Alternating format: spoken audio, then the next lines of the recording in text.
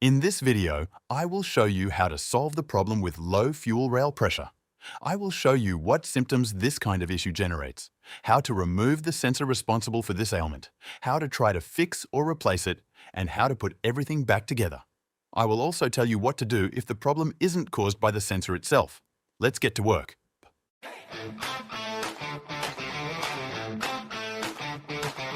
I'll be working on my BMW E61 with the M57 engine, which features the Bosch Common Rail CR3 injection system.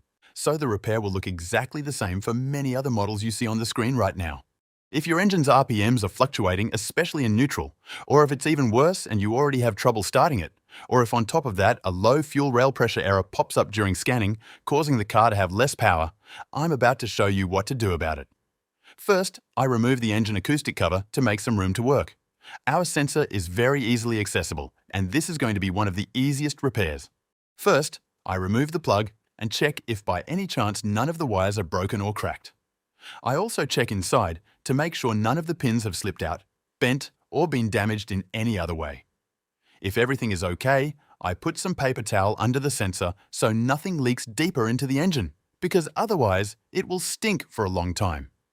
And using an electrical contact cleaner, I spray down both the electrical connector and the sensor itself to get rid of the buildup on the contacts that has formed over all those years when everything was still working properly.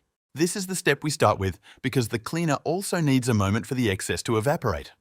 Next, using a size 27 wrench, I loosen the lock nut, being careful not to jerk it too hard since there are plenty of plastic components around that could get damaged, especially considering most of them are already over 20 years old.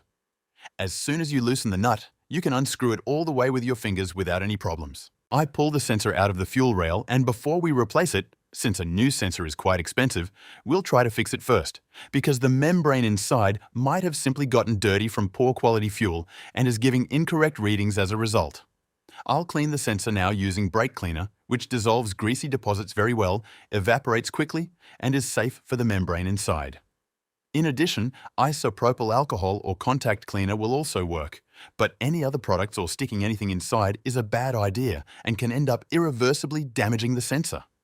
I repeat the flushing process several times, and after waiting a few minutes for the cleaner to evaporate, I put the sensor back in and tighten the bolt, making sure that the connection is leak tight.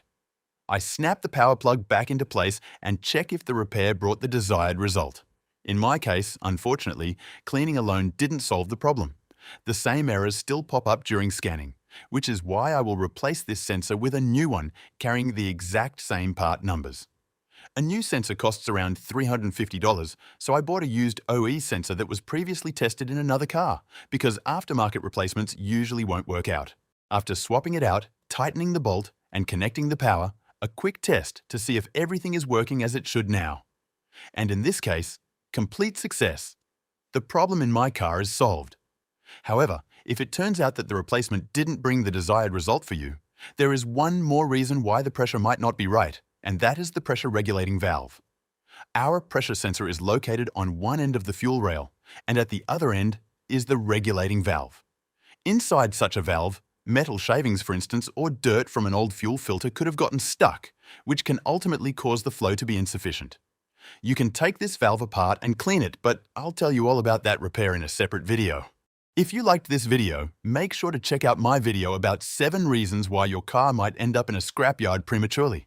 I bet I will strongly surprise you. Take care!